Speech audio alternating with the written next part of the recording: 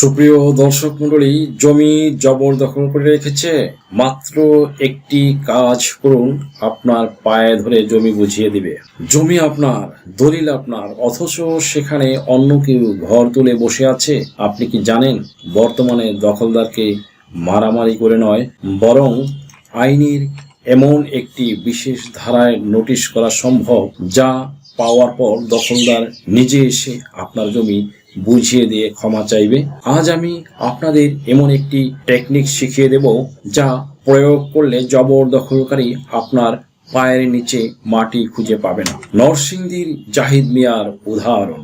নরসিংদী রামপুরা এলাকার জাহিদ মিয়া দীর্ঘ 10 বছর ধরে নিজের পৈতৃক 3% জমি প্রভাবশালী এক প্রতিবেশীর কাছ থেকে উদ্ধার করতে পারছিলেন না।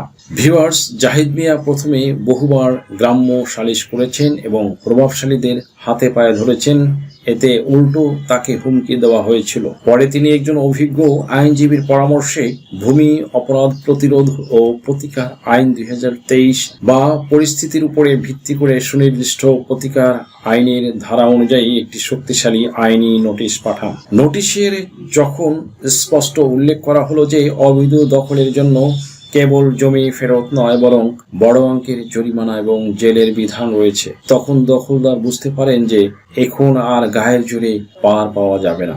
ঘটনার নাটকীয় মোড় নেয় যখন মামলার খরচ এবং কারাদণ্ডের ভয়ে সেই জবরদখলকারী নিজ উদ্যোগে জাহিদ মিয়ার বাড়িতে এসে জমি বুঝিয়ে দিয়ে আপোষ করার জন্য অনুরোধ করে, কারণ তিনি জানতেন নতুন আইনি প্রমাণ হলে পালানোর কোনো পথ নেই। সুপ্রিয় দর্শক মণ্ডলী, লাঠি দিয়ে নয়, আইন দিয়ে জমি উদ্ধার করুন।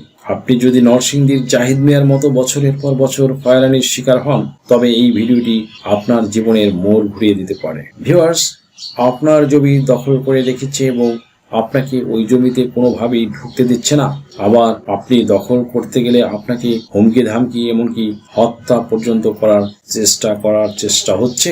এই পরিস্থিতিতে একটি মাত্র পদক্ষেপ নিলেই ওই সকল ব্যক্তি আপনার পায়ে ধরে আপনার জমি আপনাকে বুঝিয়ে দেবে। আপনি বহু দখল নিশ্চিন্তে করতে পারবেন। শুধুমাত্র নিতে হবে একটি পদক্ষেপ। সেটি কি? আজকের এই ভিডিওটি প্রথম থেকে শেষ পর্যন্ত না দেখলে কিছুই বুঝতে পারবেন না। সুপ্রিয় দর্শক মণ্ডলী, আপনাকে জমি নিরাপদ রাখতে এবং ভবিষ্যতে জবরদখল এড়াতে 5টি গোল্ডেন টিপস থাকবে ভিডিওর শেষাংশে, তাই অবশ্যই ভিডিওটি স্কিপ না করে শেষ পর্যন্ত দেখবেন। ভালো লাগলে লাইক, শেয়ার, কমেন্টস এবং সাবস্ক্রাইব করে পাশে থাকা বেল বাটনটি প্রেস করে দিবেন, যাতে পরবর্তী ভিডিওর নোটিফিকেশনটি খুব সহজেই পেয়ে যান। So let's get started. Viewers, আসসালামু আলাইকুম। 20 থেকে 30% এমন জমি রয়েছে যেগুলো নিয়ে ঝগড়াঝাটি, এবং এই ঝগড়া বিবাদের মূল কারণ হচ্ছে ভোগ দখল, অর্থাৎ তিনি ওই সকল জমির অবৈধ দখলদার। এই হিসেবে আরেকজন ব্যক্তি কিংবা এই মালিকানা সংক্রান্ত বিষয়গুলো নিয়ে দ্বন্দ্ব, ফ্যাসাদ, এমনকি খুনাখুনি পর্যন্ত হয়ে যাচ্ছে। এগুলো থেকে বাঁচার উপায় রয়েছে। আসল মালিক তাদের এমন কিছু করণীয় রয়েছে যে কাজগুলো করলে তারা তাদের সম্পত্তির ভোগ দখল অটোমেটিক্যালি পাবে। এমনকি যারা হম্বিতম্বি করছে তারা পায়ে ধরে জমি বুঝিয়ে দেবে। এসব কথা শুনতে কাল্পনিক হলেও আসলেই এই পদক্ষেপগুলো গ্রহণ করলে কার্যকারিতা 100%। এতে কোনোভাবেই কিন্তু মিস নেই। আমাদের দেশের জমি জবরদখল করে রাখছে আইনের প্রয়োগ না থাকায়, এবং আমাদের সঠিক কাগজপত্র রয়েছে কিন্তু বেদখলকারী একদম বেআইনি পন্থায় গায়ের জোরে রাজনৈতিক প্রভাব করার চেষ্টা করছে বা ছিনিয়ে নিচ্ছে। এখন ওই ব্যক্তি ভালোভাবেই জানে যে এই যে জমির জবরদখল করলাম, আমি মালিক নই, আমার কিচ্ছু নেই। তদুপরি যে ব্যক্তিটি আসল মালিক সেই ব্যক্তি হয়রানি হবে। আপনি ভোগ দখলে থাকেন মানে আপনার জমি আপনার থেকে কেড়ে নেওয়ার সুযোগ কারণেই। যদি এই আসল মালিক জমি থেকে বেদখল হয় এবং নিরুপায় হয়ে কোথাও বিচার না পেয়ে শেষ পর্যন্ত আদালতে যায়, তাহলেই ওই জমির আসল মালিককে ভোগ দখল বুঝে পাবে। এই বিষয়টি শেষ হতে হতেই বা বিচার হতে হতেই যুগের পর যুগ সময় লেগে যায়। এই একটি আইনের বা এই সুযোগটি কাজে লাগিয়ে অনেক ব্যক্তি প্রভাব খাটিয়ে অন্যের জমি দখল করে বা ভোগ দখল করে। আরেকটি কারণ হচ্ছে আমাদের দেশে যে ভূমি আইনগুলো রয়েছে এবং ভূমি ব্যবস্থাপনাকে সঠিক পথে নিয়ে আসার জন্য যে আইনগুলো তৈরি করা হয়েছিল সেগুলোর মূল বিচারের কার্যকারিতা হচ্ছে জরিমানা। আবার এই জরিমানাটা সেই ব্রিটিশ আমলে তৈরি করে গিয়েছে, যা রাখা হয়েছে 200 টাকা, 300 টাকা, কোনো ক্ষেত্রে ক্ষেত্রমতে 50 টাকাও রয়েছে। এই যুগে 1000 টাকা ভোগ দখলকারী তিনি 1 মাসে ইনকাম করতে পারবেন অন্যের জমি জবরদখল করে। তাহলে সে যে যুগের পর যুগ জমি দখল করে রেখেছে, কত টাকা ইনকাম করেছে এই বিষয়টা। এবং আরেকটি কারণ হচ্ছে জমির যে বিচার, এই বিচারের পরে যে ব্যক্তি দোষী, অর্থাৎ যে জবরদখল করে রেখেছে, সে যদি দোষী সাব্যস্ত হয় তাকে আইনের আওতায় নিয়ে এসে জরিমানার পাশাপাশি জেল হাজতে নির্দিষ্ট সময় পর্যন্ত ভরে রাখা বা জেলের যে সশ্রম কারাদণ্ড, সেটি কোনো ব্যবস্থা রাখা ছিল না। এটি একটি বড় অসুবিধা ছিল, যার কারণে অন্যের জমি জবরদখল করে রাখা হতো। এই বিষয়টিকে বর্তমানে সংস্কার করে ভূমি অপরাধ প্রতিরোধ প্রতিকার আইন 2023-এর 7 শ্রেণীর বিষয়কে এই ভূমি সংক্রান্ত ম্যাটারে ভূমি যারা জবরদখল করবে বা যারা অপরাধী তাদের কারাদণ্ডের ব্যবস্থা রাখা হয়েছে। সেটি আবার কত? সর্বনিম্ন 2 বছর থেকে 7 বছর পর্যন্ত সশ্রম বা বিনাশ্রম কারাদণ্ড, সঙ্গে হয়তো শুধুমাত্র জরিমানা যদি আদায় না হয় তাহলে ওই যে ক্রিমিনাল অফেন্সের ক্ষেত্রে, দ্যাট মিনস ফৌজদারি কার্যবিধির যে বিষয়গুলো, সেগুলোর মতো জরিমানা আদায় না হলে এই যে জেলের যে মেয়াদ সেটিও বাড়ানোর সুযোগ রয়েছে। এবং এই বিষয়টিকে এখন আপনাদের সামনে কাজে লাগাতে হবে। অর্থাৎ ভূমি অপরাধ প্রতিরোধ প্রতিকার আইন 2023-এ বলা হয়েছে 7 ধরনের ব্যাপার রয়েছে।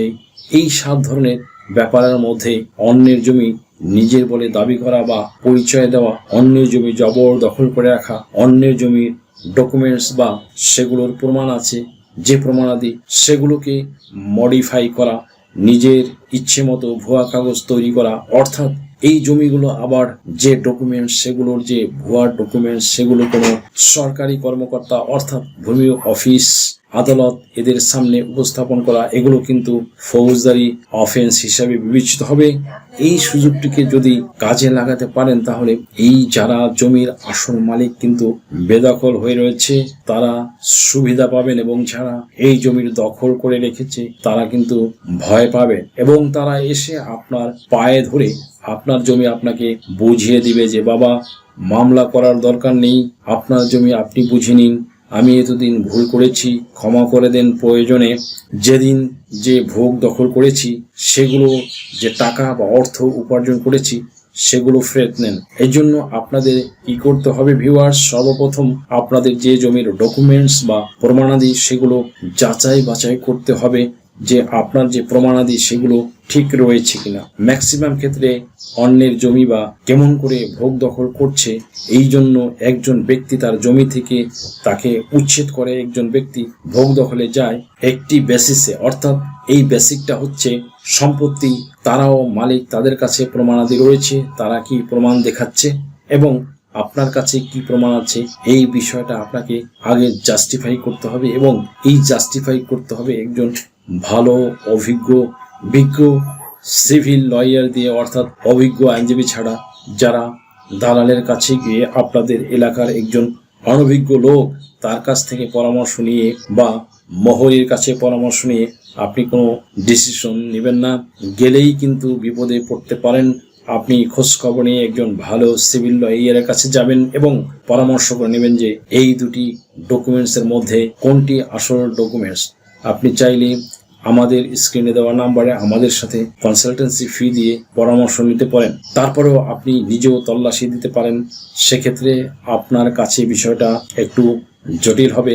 একজন আইনজীবীর পরামর্শ নেওয়ার পরে তারপরে আপনি কিভাবে করবেন সেটি বলি। যে ডকুমেন্টসগুলো উপস্থাপন করা হবে সেই ডকুমেন্টসগুলো জাল কিনা এটি যাচাই করার উপায় হচ্ছে দলিলের ক্ষেত্রে 1 থেকে 5 বছরের মধ্যে যদি দলিলটি তৈরি করা হয় তাহলে সেই দলিলটিকে কে তৈরি করেছিল এবং সেই ব্যক্তি কিভাবে মালিকানা পেলেন, এগুলো যাচাই বাছাইয়ের জন্য সাব রেজিস্ট্রি অফিসে আপনার উপজেলায় বা ওই জমি যে উপজেলায় অবস্থিত সেখানে গেলে আপনি দেখতে পারবেন যে 5 বছরের অধিক আগে দলিল তৈরি করা হলে সেগুলো জেলা পর্যায়ে গেলে খোঁজ খবর নিলে জানা যায়।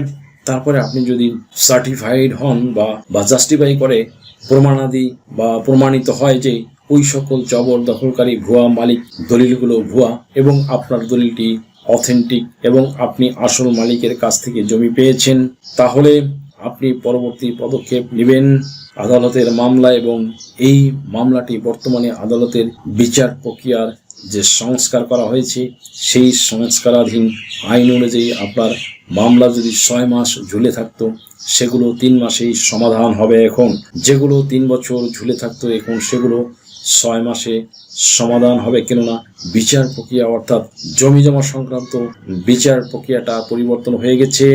এর পাশাপাশি আপনি সরাসরি ডিসি অফিসে বেদখল জমি উদ্ধারের জন্য আবেদন করতে পারবেন।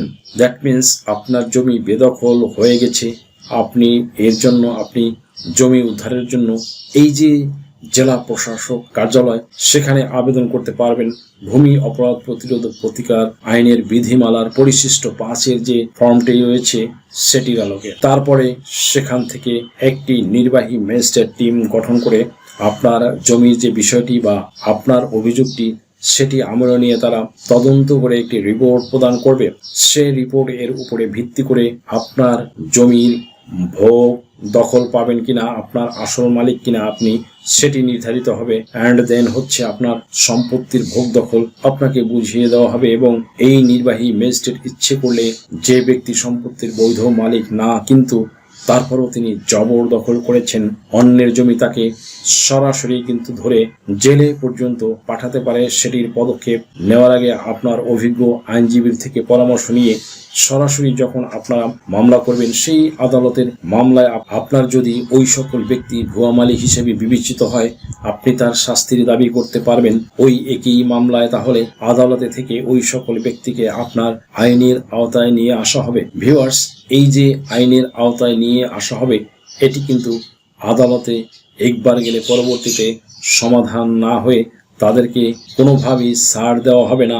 অর্থাৎ যারা অবৈধ দখলদার জমি জবরদখল করে রেখেছে তারা কিন্তু এখন আগের মতো পরিস্থিতি ভাবলে চলবে না। এই যে যারা জবরদখল করে রেখেছে তাদের কিন্তু এখন এই যে বেদখল জমিগুলো উদ্ধার করার বা জবরদখলকারী বা ভূমিদস্যু হিসেবে যে মামলাগুলো হবে মামলায় যে সমাধান সেটি করার জন্য বা আদালতের বিচার প্রক্রিয়ায় সমাধান করার জন্য আপনার ওই সকল জমির মালিক যারা জবরদখল করে রেখেছে তাদের অ্যারেস্ট করে তাদের বিচার কার্য পরিচালনা করার ব্যবস্থাও রাখা হয়েছে। অর্থাৎ ক্রিমিনাল ক্ষেত্রে আপনি চুরি করবেন, ডাকাতি করবেন, খুন করবেন, আপনাকে গ্রেপ্তার করে তারপরে বিচার হবে। ঠিক একই প্রক্রিয়া এখানেও কিন্তু ভূমিদস্যু হিসাবে এই সকল ব্যক্তিদেরকে গ্রেপ্তার করার সুযোগ রয়েছে। যদি কোনো ক্ষেত্রে তারা আগের মতো গড়িমসি করে এই মামলার ক্ষেত্রে তারা যদি সঠিক সময়ে আদালতে না যায়, সঠিক সময়ে আদালতে যে সমস্যা সেগুলো জবাব দাখিল না করে,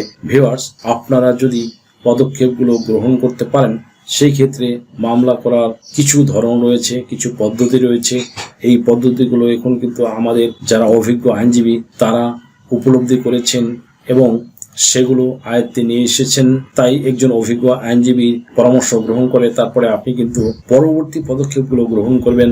এবং আপনি যদি অভিজ্ঞ আইনজীবীর পরামর্শ নিয়ে সঠিক সিদ্ধান্ত গ্রহণ করতে পারেন তাহলে আপনার ওই বেদখল হয়ে থাকা জমি যারা বেদখল করে রেখেছে বা জবরদখল করে রেখেছে তারা কিন্তু এসে আপনার হাতে পায়ে ধরবে, বস ডাকবে, গুরু ডাকবে, মাফ চাইবে।